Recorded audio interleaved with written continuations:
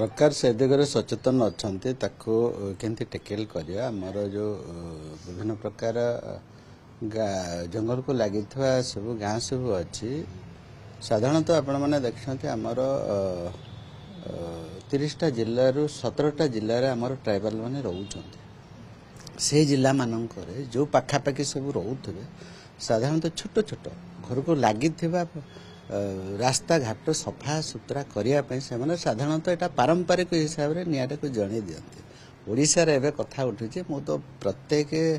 मसरे पाखापाखि 15 दिन 20 दिन सब जो जो डेन्स फॉरेस्ट एरिया बुलूची से दिन भी कलाहांडी जाइए मयूरभंज एवं काली आसी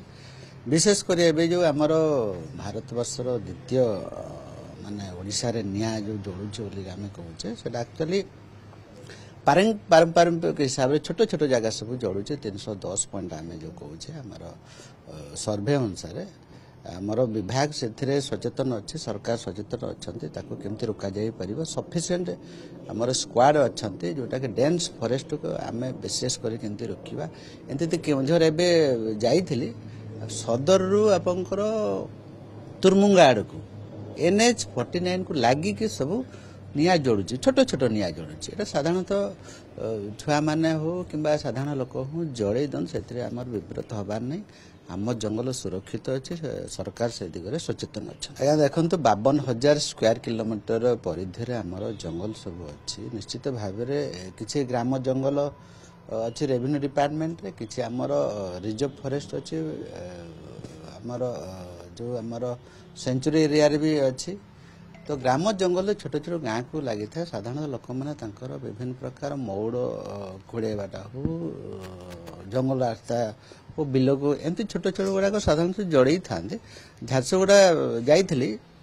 से देखिले जो चाष जमी गुड़ाक से जड़े दौरान कारण कौन से कहया कथा मुझे कहीं जड़ौच ना आज्ञा यहाँ आम जो जड़े देवु जो जड़ माटीर उर्वर शक्ति बढ़ ये टाइप सेटाको सैटेलाइट सर्वे से भी पॉइंट रे काउंट करा से किसी विव्रत हबार नहीं मुझे आगु भी कही आमर जंगल सिमिड़पाड़ एवं बहुत विगत दिन मानक जड़वा कथा एवं भी जड़ी नहीं बड़ बड़ जंगल सब और बड़म्बा नरसिंहपुर बड़ डेन्स फॉरेस्ट से भी एवं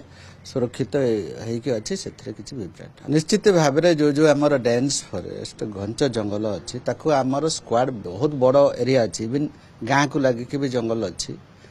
टाउन को लगिकी भी जंगल अच्छी एमती तमाम सब जंगल अच्छी मुझे डेन्स फॉरेस्ट एवं भी आम सुरक्षित अच्छी सफिशिएंट स्क्वाड तांको इक्विपमेंट दिखाई ड्रोन कैमेरा भी आम लगी तो निश्चित भाव में आम एथर जो जी सब फायर पॉइंट सब था केमती कमेवा से दिगरे सरकार निरंतर भाव में चेष्टा कर वर्ष ठू चलित वर्ष ठू माननीय मुख्यमंत्री निर्देश देते गाँ लोक इनवल्व कर प्रत्येक गाँव में आम 10,000 15,000 निया केमती आम रुकी पार निया को केमती जदि बायचान्स किए जदि असामाजिक लोक जड़ेदेला ताकू रुकिया प्रत्येक गाँ SHG माध्यम हो VSS माध्यम हो ताकू केमती रोका जाई परिबा से देखरे प्रत्येक गाँ को मध्य आम प्रश्न राशि 10,000 टंका लेखाएं दउछे। श्री श्री अष्टलक्ष्मी महायज्ञ मार्च 2 तारिख रु मार्च 10 तारिख मध्य रे पुरी रे आयोजित हेबाकु जाउची। एही महायज्ञर मुख्य लक्ष्य हेउची विश्वर कल्याण तथा वायुमंडलर शुद्धिकरण सह धर्म विज्ञान और व्यवहार प्रदर्शन तेणु यह यज्ञ निजक सम्मिलित करी अक्षय पुण्य अर्जन करंतु।